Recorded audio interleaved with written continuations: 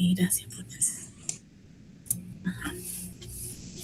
Buen día para todos, mi nombre es Oriana Pedrosa y hoy les explicaré un poco acerca de mi trabajo, mi proyecto de grado titulado como extensión del Bayesian Knowledge Tracing para la incorporación de emociones, desarrollado en la Escuela de Ingeniería de Sistemas de la Universidad de los Andes bajo la tutoría del Dr. Jesús Pérez y el Dr. José Aguilar en el marco del laboratorio de las DAI. La presentación está organizada en 5 secciones. Primero comenzaré con la contextualización del problema, luego el diseño de la propuesta, donde se describen los 3 modelos desarrollados. Seguido a esto veremos la experimentación, para así explicar los resultados y las conclusiones. Comenzamos con la contextualización. Cuando un estudiante comete un error, pensamos que se debe a la falta de conocimiento. Sin embargo, esto puede deberse a que el estudiante está en un estado de distracción, se encuentra aburrido o incluso se puede encontrar frustrado. Entonces vemos que el rendimiento no es puramente cognitivo, sino que tiene una dimensión emocional que la mayoría de los modelos ignoran casi por completo.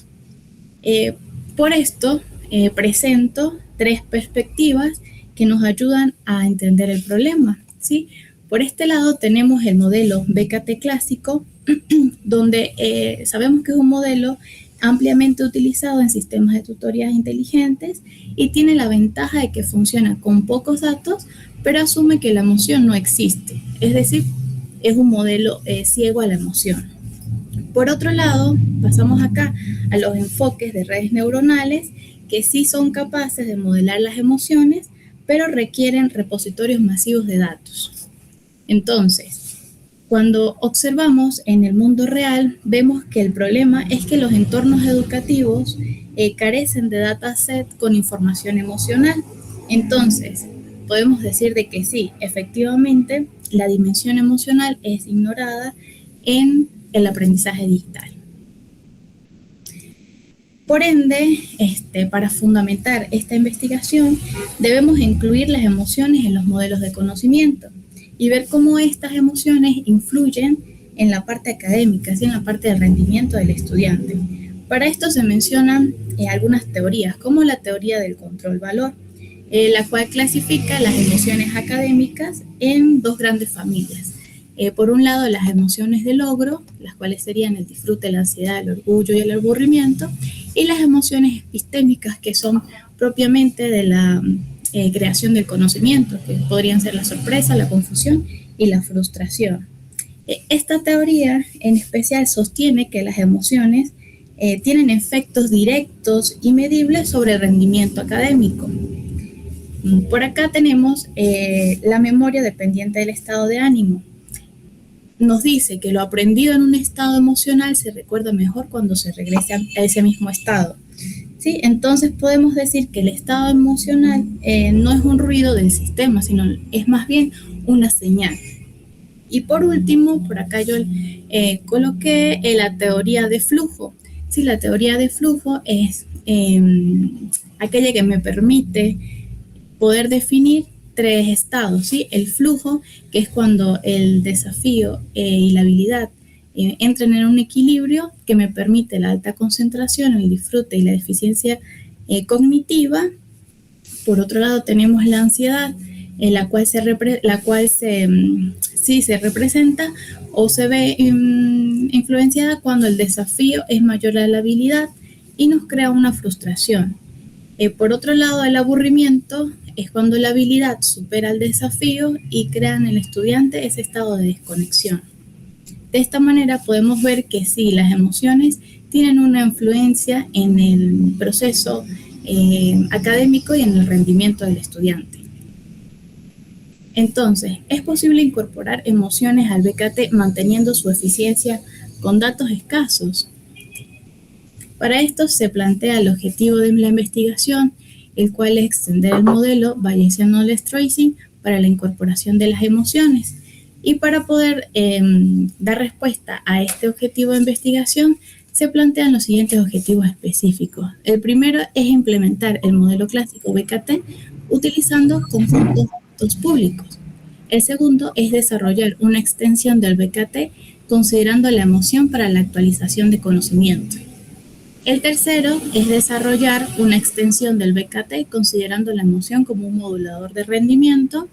El cuarto es desarrollar una extensión del BKT considerando la emoción como un híbrido de los enfoques internos y externos. Y por último, se propone comparar las predicciones de los modelos propuestos con el modelo clásico BKT. Antes de presentar como tal la propuesta del trabajo, es importante entender cómo funciona el BKT clásico. Entonces, sabemos que el BKT clásico es un modelo oculto de Markov que modela el conocimiento de un estudiante sobre una habilidad en específico, ¿sí? Esto lo va a hacer como un estado oculto y lo actualiza basándose en las respuestas del estudiante. Entonces vemos acá que los nodos ocultos serán representados por los círculos grises.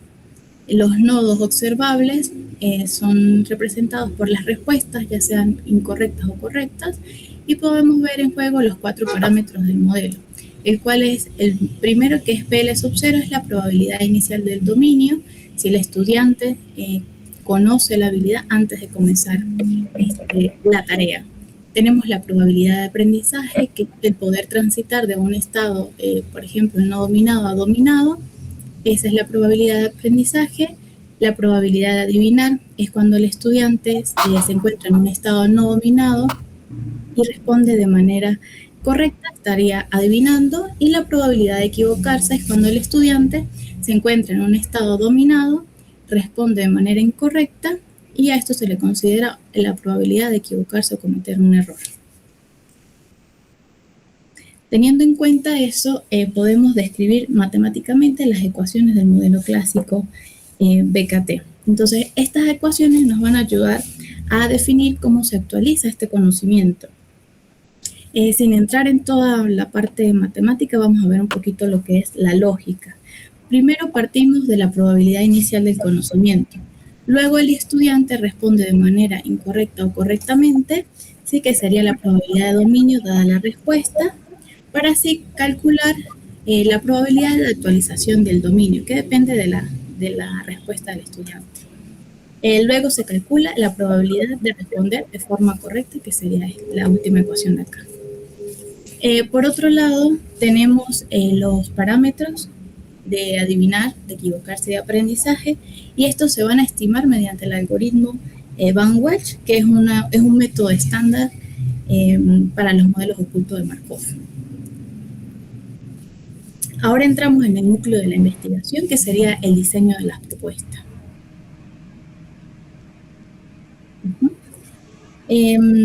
Por acá, en la investigación se proponen 3 arquitecturas, ¿sí? Denominadas REBKT, las cuales significa respuesta emocional, Bayesian Knowledge Tracing.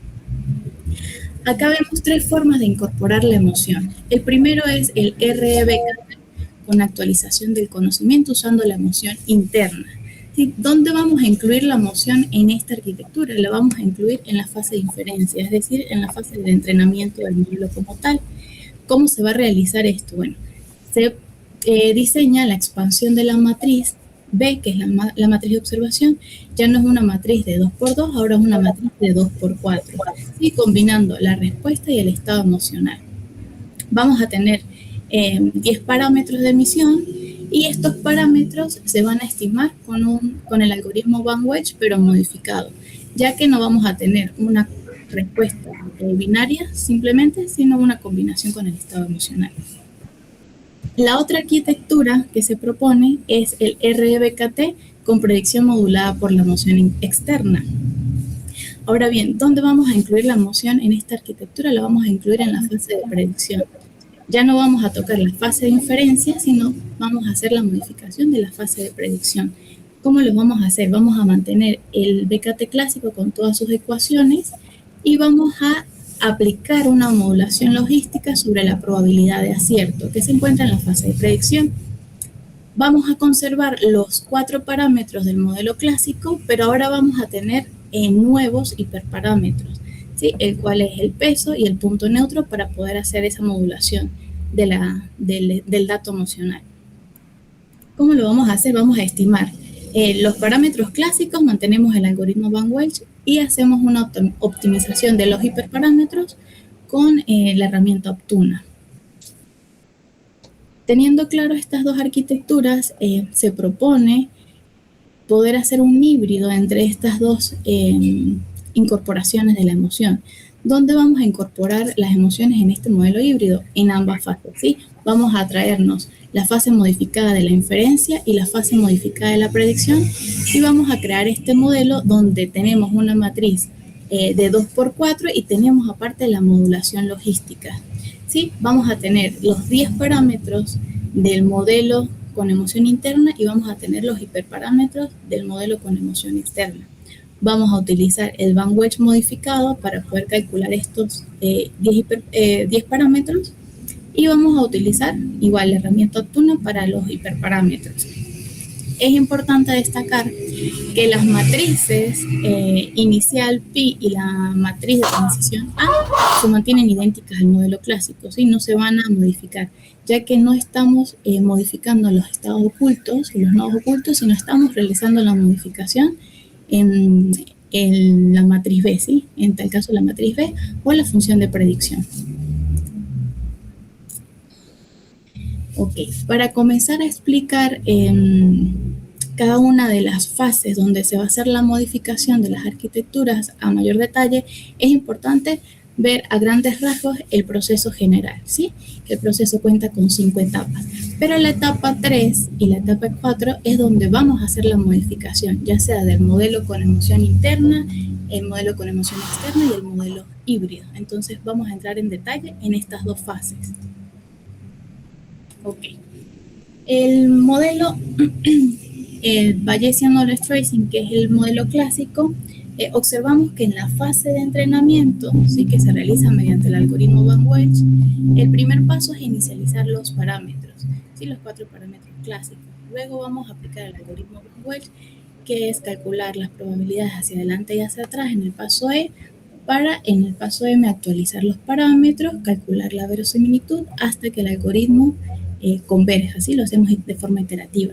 Una vez que tenemos los parámetros óptimos y tenemos el conjunto de pruebas, pasamos a la fase de predicción. En esta fase, en el modelo clásico, se calcula la probabilidad de correcto y se actualiza la probabilidad de dominio del conocimiento. Es importante destacar que el modelo clásico BKT funciona con tan solo 25 estudiantes y 6 interacciones por habilidad. Esto es lo que se quiere conservar para las siguientes arquitecturas, que estas arquitecturas puedan funcionar incluso con datos limitados. Entonces, teniendo claro cómo funciona el BKT clásico, podemos ver dónde se realiza la modificación en la arquitectura con emoción interna. Observamos por acá que la fase de entrenamiento, ahora la inicialización de los parámetros ya no son 4, sino tenemos 10 parámetros que necesitamos inicializar al momento de entrenar el algoritmo. Pasamos al paso E, se calcula de la misma manera. El paso M, acá hay que tener en cuenta que la actualización de los parámetros se va a realizar ahora según la emoción, porque ya no tenemos simplemente dos opciones, correcto e incorrecto, sino tenemos la combinación, ¿sí? Incorrecto concentrado, etc. Ahora bien, cuando este algoritmo converge, pasamos, ¿verdad?, a la fase de predicción. Observamos que en la fase de predicción la probabilidad de correcto se mantiene igual que el algoritmo del BKT clásico, pero cuando hacemos uso de la actualización del conocimiento tenemos que tener en cuenta que la observación ya no es solamente 2, sino ahora son 4 posibles observaciones. Ajá. Por aquí es importante destacar, ¿sí?, que el algoritmo del BKT clásico se puede construir mediante estas matrices de las que hemos estado hablando. Tenemos la matriz inicial, pi, la matriz de transición A y la matriz de observaciones. Estas matrices, la matriz inicial y la matriz de transición A, como lo mencioné anteriormente, se conservan en todos los modelos. Estas matrices no cambian. La matriz que ahora va a hacerse se le va a hacer la extensión, la modificación, es la matriz de observaciones, y podemos ver de una manera más sencilla que ya no vamos a tener 4 parámetros, sino vamos a tener 8 parámetros propios de la matriz de observación. donde vamos a tener la combinación de respuesta y el dato emocional. Incorrecto y concentrado, incorrecto no concentrado, correcto concentrado y correcto no concentrado. Esto depende de los estados en el que se encuentra el estudiante, ya sea que se encuentre en un estado no dominado o en un estado dominado. Es importante destacar acá que el valor del olvido en la literatura se considera como un valor nulo, un valor cero. Entonces, en esta investigación no se toma en cuenta este, este parámetro. Ok. Anteriormente estuvimos revisando las ecuaciones del BKT clásico. Ahora vamos a ver dónde se hace la modificación en las ecuaciones del BKT con emoción interna. Se mantiene la probabilidad inicial del conocimiento y la probabilidad de dominio dada la respuesta son las ecuaciones que realmente van a cambiar, ya que no vamos a tener dos observaciones, como se mencionó anteriormente, sino vamos a tener 4 posibilidades. Entonces, realmente lo que va a variar es la formulación de las ecuaciones de probabilidad de dominio dada la respuesta. La probabilidad de actualización del dominio depende de la observación y la probabilidad de correcto se mantiene igual. En cuanto a los parámetros de las combinaciones de las respuestas, vamos a utilizar el mismo enfoque. ¿Sí? Se van a entrenar a partir del algoritmo Van Wedge, pero ahora este algoritmo tendrá la modificación de que se toma en cuenta, como lo pueden ver aquí, el dato emocional, ¿sí? La observación ahora va a estar modificada con el dato emocional. La siguiente arquitectura es el RBKT con predicción modulada por la emoción externa. Como podemos observar acá, la fase de entrenamiento se mantiene exactamente igual a la del algoritmo Bayesian Knowledge Tracing, el clásico, pero la modificación realmente está en la fase de predicción. Entonces, vamos a calcular la probabilidad base, ¿sí?, de que responda correcto el estudiante.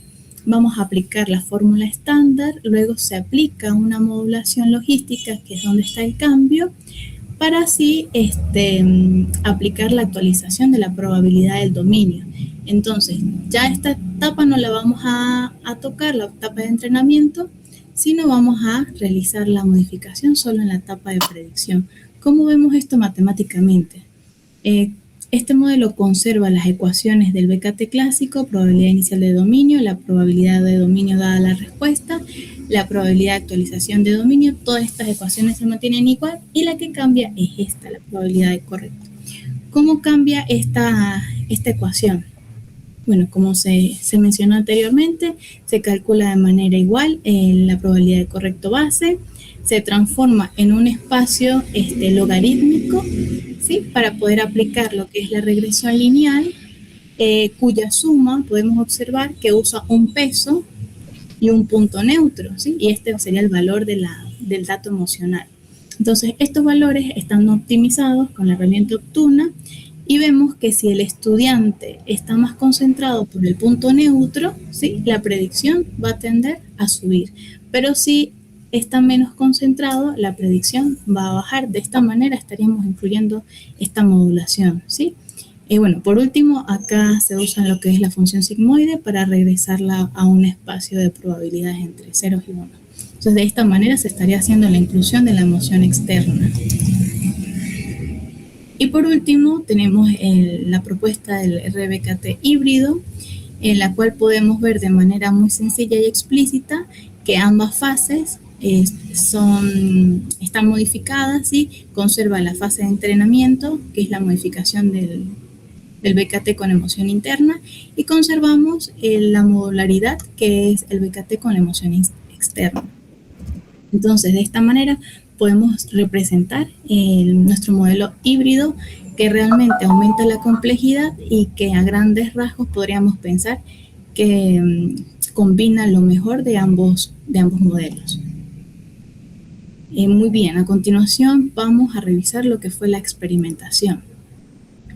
Volvemos a retomar el diagrama del proceso general, donde comenzaremos a explicar la primera fase, ¿sí?, que es el procesamiento de los datos. Para poder realizar el procesamiento de los datos, pues se normalizan datos, se eliminan algunas variables irrelevantes, se filtran los datos de las iteraciones de los estudiantes para pues así obtener un dataset filtrado que podamos pasar a la siguiente fase. Es importante resaltar que esta investigación utiliza los datos de la plataforma educativa de matemática Assessment, que es ampliamente utilizada en las investigaciones. Esta plataforma tiene varios datasets, pero los datasets que tienen información emocional solamente son dos: Assessment 2012-2013 y Assessment Challenge 2017. El primer conjunto de datos tiene aproximadamente 29.000 estudiantes con 198 habilidades y 2.9 millones de interacciones, un dataset bastante grande. El Assessment Challenge 2017 tiene 1.709 estudiantes, 102 habilidades y aproximadamente 854.000 millones de interacciones. Es importante destacar que estos datasets se subdividen, ¿sí?, en un subconjunto global y un conjunto controlado. El subconjunto global tiene seis iteraciones de todos los estudiantes, por lo menos 6 iteraciones de todos los estudiantes. Y el subconjunto controlado es un subconjunto que va a simular en un dataset con datos escasos. Vamos a tener nada más 25 estudiantes con al menos 6 interacciones para cada una de las habilidades que cumplan con esta condición. Ahora bien, una vez explicada la etapa de procesamiento de los datos, podemos pasar a la identificación de perfiles emocionales. ¿Qué tenemos en esta etapa? Tenemos una segmentación, ¿sí?, sobre las características de los estudiantes. Para esto nosotros utilizamos la media, la desviación y la correlación punto visceral para cada emoción y la tasa de aprendizaje entre cada emoción y la tasa de aciertos del estudiante. Apoyados al algoritmo Cummings podemos identificar dos perfiles, ¿sí? Dos perfiles tanto para el dataset 1 como para el dataset 2. Los perfiles emocionales encontrados tenemos para el Assessment 2012-2013, tenemos estudiantes resilientes que tienen un buen rendimiento y una poca variabilidad emocional. Y para los estudiantes vulnerables, tienen un menor rendimiento, pero digamos que son más sensibles a los cambios emocionales.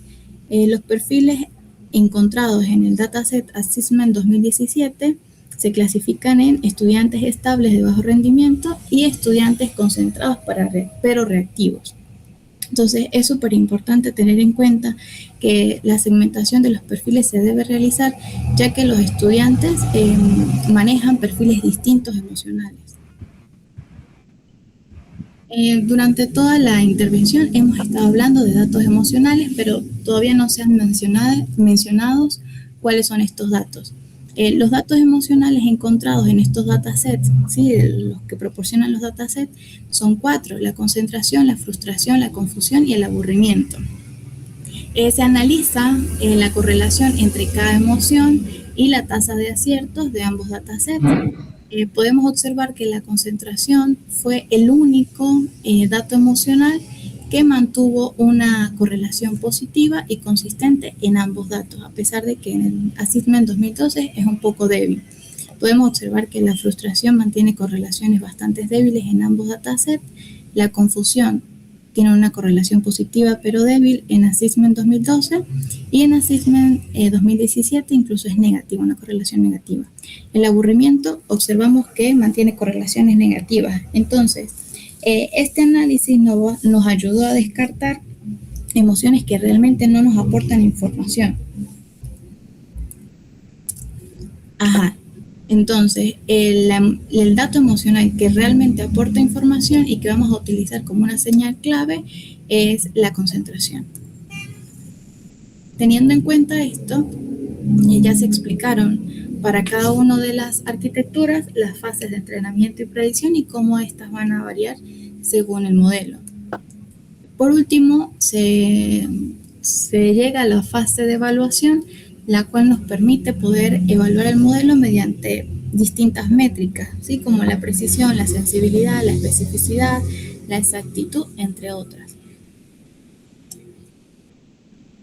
El diseño experimental evaluó 4 modelos, ¿sí? El PyBKT, que sería nuestro modelo base, el modelo con emoción interna, con emoción externa y el híbrido, en 8 escenarios, ¿sí? ¿Por qué 8 escenarios? Porque tenemos 2 datasets, tenemos 2 subconjuntos, que es el global y el controlado, y para cada uno de estos tenemos 2 clusters.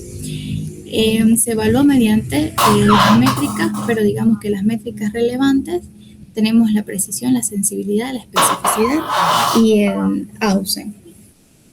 Y también se aplica lo que es la prueba de Long para poder ver si estos modelos son estadísticamente significativos. Como resultado, podemos observar acá una tabla de manera de resumen, ¿sí? Donde tenemos la división del Assessment 2012, que sería el primer dataset. Podemos ver que la emoción externa es la que representa mejor el comportamiento de la mayoría de los escenarios, ¿sí? Para este dataset. En el subconjunto global, que es el que tenemos por acá, para cada uno de los perfiles, ya sea resiliente y vulnerable, vemos que la emoción externa mantiene un aumento en cuanto al AUSE, la especificidad y la precisión. En el conjunto controlado, en el perfil de resiliente, vemos que hay un aumento en el AUSE, en la especificidad y la precisión. Sin embargo, en el perfil vulnerable, vemos que la emoción externa no es un modelo que logre superar al PyBKT, que sería nuestro modelo base. Observamos que el PyBKT mantiene un aumento en el AUSE, pero el modelo con emoción externa puede llegar a mejorar el equilibrio entre la especificidad y la sensibilidad y mantener una precisión bastante elevada en comparación con el modelo PyBKT base. Sin embargo, en este perfil, el PyBKT digamos que es suficiente, ¿sí? Para poder evaluar este perfil de estudiantes vulnerables. Ahora bien, en el análisis que se realiza, en los resultados que se obtienen del Assessment 2017, se observa que la arquitectura de emoción externa es la mejor en todos los escenarios. Esta sí cumple con todos los escenarios, tanto en los subconjuntos global como controlado, que es el que me simula datos limitados, y también para ambos perfiles emocionales. Vemos que en este subconjunto que es el controlado, tenemos un aumento bastante significativo en cuanto a la AUSE, a la sensibilidad y a la especificidad. Y tenemos también este equilibrio, ¿sí? Que mejora la emoción externa entre estas métricas que realmente el PyBKT base ignora. Es importante también destacar que se corrige el sesgo del BKT clásico en estos subconjuntos, ya que el PyBKT clásico va a subestimar casi por completo todos los aciertos reales de los estudiantes. Entonces, habiendo presentado los resultados a grandes rasgos, nos hacemos la siguiente pregunta. ¿Nuestros modelos funcionan realmente con pocos datos? ¿Sí? Recordemos que en su conjunto controlado teníamos 25 estudiantes y 6 iteraciones por habilidad. Cuando presentamos el Assessment 2012, observamos que la correlación del dato emocional era débil, ¿sí? 0,12. Entonces podemos ver que esta señal tan débil y con pocos datos, realmente ninguna de las propuestas de las arquitecturas mejora o alcanza la significancia estadística, ¿sí? A pesar de que la arquitectura con emoción externa aumenta un poco el AUSE, no llega a la significancia estadística. Y observamos que los otros modelos incluso degradan las métricas. Por otro lado, en el conjunto Assessment 2017, donde vemos que la correlación del dato emocional es un poco mayor, ¿sí? Digamos que es fuerte, podemos observar que efectivamente la arquitectura con emoción externa en todos los escenarios presenta una mayor AUSE, específicamente en el subconjunto controlado aumenta de 0,76 a 0,78. Entonces tenemos un aumento importante y es significativamente, hay una significancia estadística. Por otro lado, el modelo con emoción interna, realmente incluir la emoción de esta manera degrada el modelo. Y el modelo híbrido, en la arquitectura híbrida podemos decir que hay un aumento en el AUCE, pero no tiene significancia estadística. Entonces, podemos concluir, o quise representar las conclusiones en 5 preguntas, ¿sí? Primero, ¿cómo incorporar la emoción? ¿Cómo vamos a incorporar la emoción para que funcionen los modelos? Ya sabemos que incorporar la emoción en la fase de predicción, en la fase de entrenamiento, no nos aporta realmente una ayuda en la significancia estadística. Donde tenemos que hacer la incorporación es en la fase de predicción, ¿sí? La emoción externa nos va a mejorar el AUCE en 7 de 8 escenarios. Y la emoción interna lo que hace es degradar el AUCE en todos los escenarios. Entonces, por eso mantenemos el enfoque con la emoción externa como la arquitectura con un mejor desempeño, ya que tampoco digamos que nos complica tanto el modelo como lo hace la emoción interna o el modelo híbrido. ¿Funciona con pocos datos? Como lo observamos, sí, funciona con pocos datos nuestro modelo, pero cuando la correlación del dato emocional es mayor a 0,30. Si tenemos una correlación muy débil, realmente la mejora no es tan significativa. ¿Qué dato emocional podemos usar? En este caso, al realizar el análisis de correlación, vemos que el único dato emocional con una correlación positiva y que es consistente en ambos datasets fue la concentración. Entonces, los otros datos emocionales, como la frustración, la confusión y el aburrimiento, nos van a servir para realizar la segmentación por en los perfiles emocionales de los estudiantes. No se ignoran, pero simplemente se utilizan en la fase de la segmentación. ¿Por qué es importante personalizar? Como observamos, si no personalizamos, si no segmentamos, si no incluimos las características, la integración emocional nos introduce ruido al modelo, ¿sí? Ya que los estudiantes naturalmente tienen distintos perfiles emocionales, entonces por eso es importante realizar esta segmentación o esta personalización. Y por último, ¿qué ventaja tiene nuestro modelo, nuestra arquitectura RBKT frente a las redes neuronales? Vimos que el RBKT puede operar con 25 estudiantes, que son pocos datos. En cambio, las redes neuronales necesitan millones de datos para poder realizar su entrenamiento. Además, vemos que las redes neuronales son cajas negras, lo cual nos dificultaría un poquito entender o interpretar pedagógicamente sus parámetros. En cambio, el RBKT mantiene los parámetros interpretables del BKT clásico. Contribuciones y líneas futuras. Nuestra investigación aporta 3 arquitecturas RBKT formalizadas matemáticamente e implementadas. También nos aporta la extensión de las ecuaciones bayesianas de inferencia y reestimación para el espacio de observaciones 2×4. También tenemos un protocolo de evaluación con umbrales optimizados por clúster y la prueba de Long para 8 escenarios. Y por último, se evidencia empíricamente de cuándo los datos emocionales mejoran en sí el modelo clásico BKT. Y sabemos que esto va a depender de la fuerza de correlación de la emoción y el rendimiento. ¿Qué planteamos como trabajos futuros?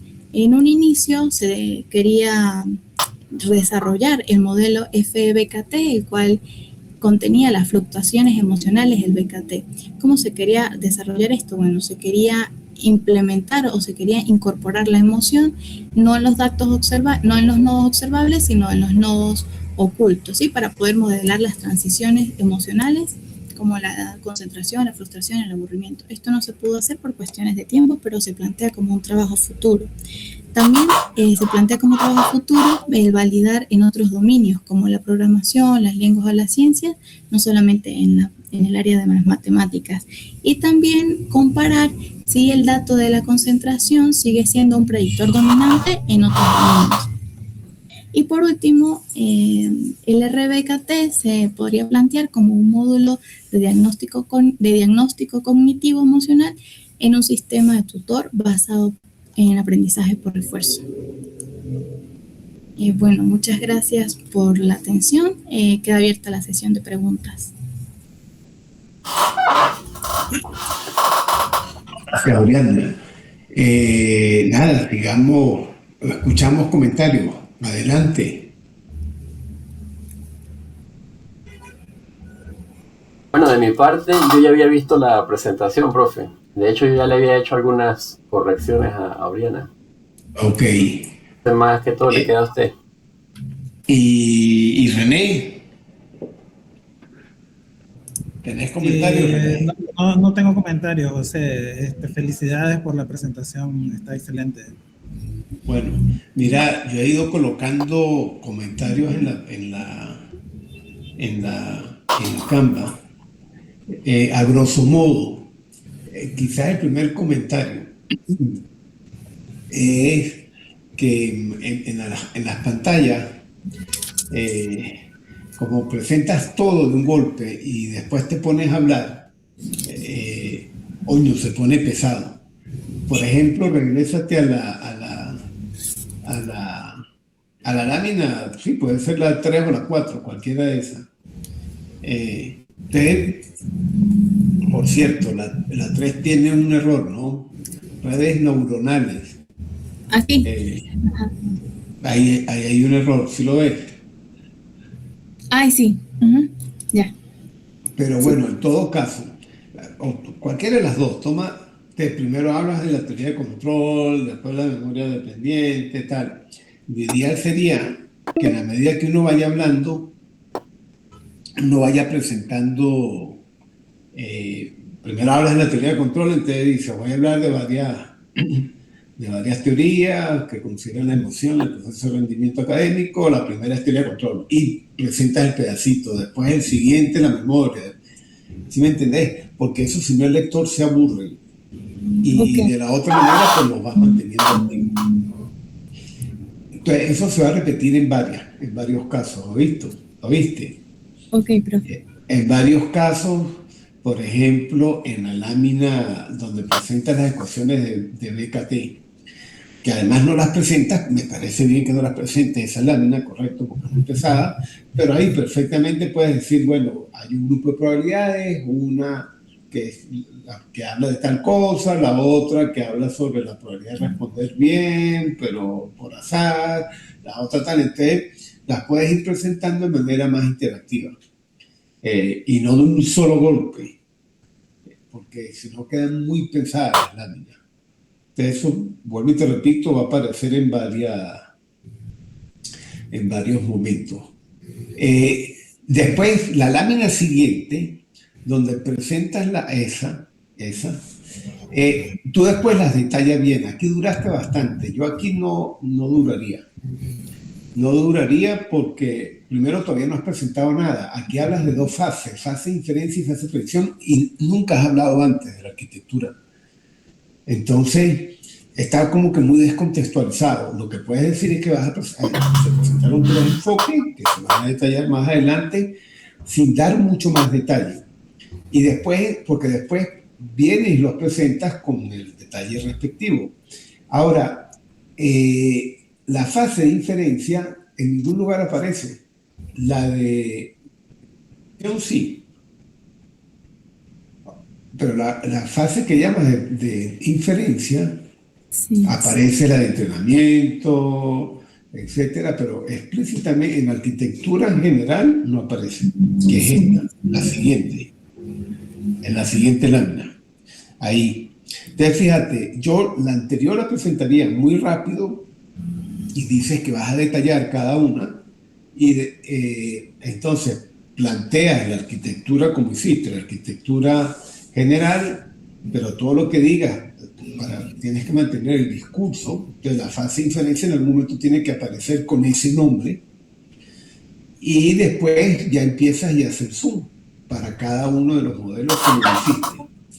Pero allá duraste mucho y después aquí, esto sí me pareció que estuvo bien fluido, entonces no... pero la primera sí, porque estás hablando muy en el aire. Es más Ok. fácil como lo hiciste después, que lo presentaste cada una de ellas, lo ibas hablando iba quedando claro. Entonces no quedaba como en el aire como lo presentaste antes. Ok, profe. Es decir, que esa lámina sencillamente lo que va a decir, no deberías de detenerte mucho, sino de decir que son 3 enfoques, uno que hace tal consideración, otro tal, y después te vas. Y vuelvo y repito, y los términos que colocas acá se tienen que ver después reflejados en, por ejemplo, el tema de la fase. ¿Ok? Porque lo demás aparece, todo lo demás aparece. El algoritmo de von Mises, todo aparece. Después, algo parecido va a suceder en la parte de experimentación. Estuvo bien porque presentaste como el proceso general experimental. Ahora, en los datasets, quizás ahí sería interesante, además, fíjate que ahí hablas de los clústeres que hallaste, pero ahí también, hablas también del volumen de datos, etc. Yo resaltaría acá uno de los aspectos que se venden, que es el tema y que quede plasmado por escrito, el tema de pocos datos. Trabajar con pocos datos, que es la gran diferencia con el modelo neuronal. Entonces, como aquí estamos hablando de conjunto de datos, aquí hay que decir, porque vamos a hacer esa valoración de pocos datos. Y lo segundo, ¿cuál es la diferencia entre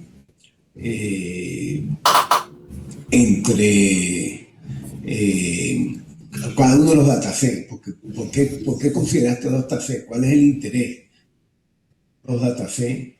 Es decir, ¿qué es lo que estoy tratando de probar con uno que no lo voy a conseguir con el otro? Eso lo tenía. Que es además de los clústeres que aparecen reflejados. Creo que los clústeres aparecen más adelante. Pero aquí sería entonces importante dejar claro por qué vamos a trabajar con pocos datos. Sí, los clústeres aparecen más adelante y ahí aparece el comentario que te digo de resaltar también. Entonces allá es resaltar por qué datos escasos y aquí resaltar por qué, cuál es la diferencia entre ellos dos. Es decir, por qué nos interesó esos dos datasets. Después en la siguiente lámina me parece muy bien porque estás hablando de datos emocionales, que se entiendan, quizás lo presentaste, bueno, para no enredar mucho a la gente, me parece bien lo de datos emocionales, para no confundirlo, que era uno de los comentarios que yo tenía en la tesis. Y después, la otra observación es que en las tablas, yo pondría en negrita los mejores resultados, para que en las tablas claro, con una enumeración, donde están las tablas, correcto, es la siguiente sí. Los mejores resultados, resaltarlo en negrita. Así las personas pueden ver cuáles son los mejores resultados. Y en la siguiente, lo mismo que antes, no meter todo de un golpe,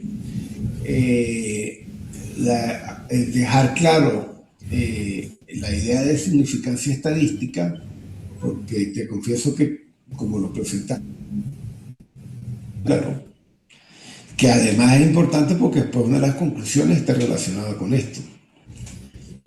Entonces tendrías que resaltar ese aspecto porque las conclusiones van a tomar en cuenta eso. Las conclusiones, lo mismo que te he dicho, todo de un golpe es aburrido. Entonces yo las presentaría módulo por módulo. Ahí colocas un número, 29.000. Las redes neuronales comparadas necesitan 29.000.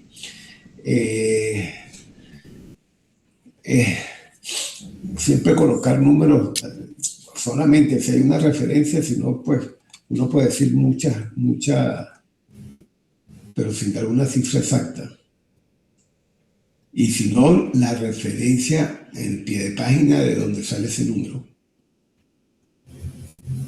Y esa lámina, igual que la siguiente, lo que te dije, no la pongas de un solo golpe, sino que sea más interactiva, porque así la gente, cuando vas presentando, pues va como despertándose, despabilando de lo que vienes diciendo y te puede seguir tu discurso, porque estás hablando no solamente.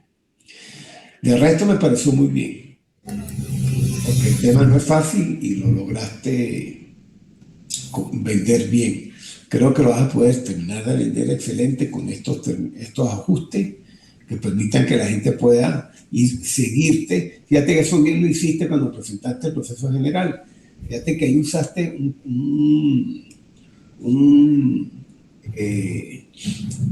presentaste el proceso general y después vas presentando el proceso general, digo, experimental. Vas presentando un recuadro para indicar de qué vas a ir hablando. ¿Viste? Es decir, que ahí la persona va entendiendo exactamente de qué estás hablando. Entonces, o vas presentando las cosas interactivas y vas mostrando qué vas hablando, o algo que te ayude para que la gente esté focalizado en lo que estás hablando. Ok, profe, muchas gracias por las observaciones. De resto, los comentarios los vas a ver ahí, pero no tengo mucho más. No sé si Jesús tiene algo a lo que yo he dicho. No, con eso está muy bien, quedaría mucho mejor, creo yo. Una cosa que noté que no me he dado cuenta es que el marco teórico, Elena, tienes el acento en la I. En la esquina superior derecha dice marco teórico.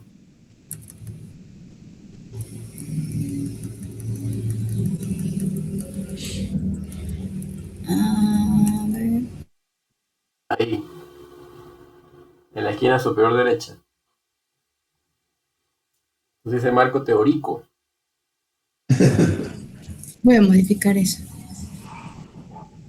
pero el resto también lo veo bien en general. Sí. Sí, muy bien. Yo creo que lo que te he dicho es más de forma, no es de fondo. ¿Oíste?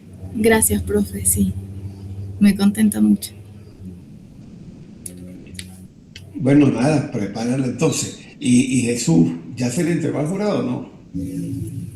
No, porque todavía me falta revisar las correcciones del documento. No las he revisado todavía. Bueno, nada. Muy bien, Oriana. Lástima que no pudimos grabar esta vaina. Yo lo grabé, profe. Aquí lo tengo. Ah, bueno. Pues entonces, después me avisas dónde lo grabaste. ¿Y cómo coño lo grabaste para yo saber? Con OBS Studio. Me va a tocar otra, porque vos sabés que yo lo había eliminado. Me va a tocar volverlo a bajar y joder, porque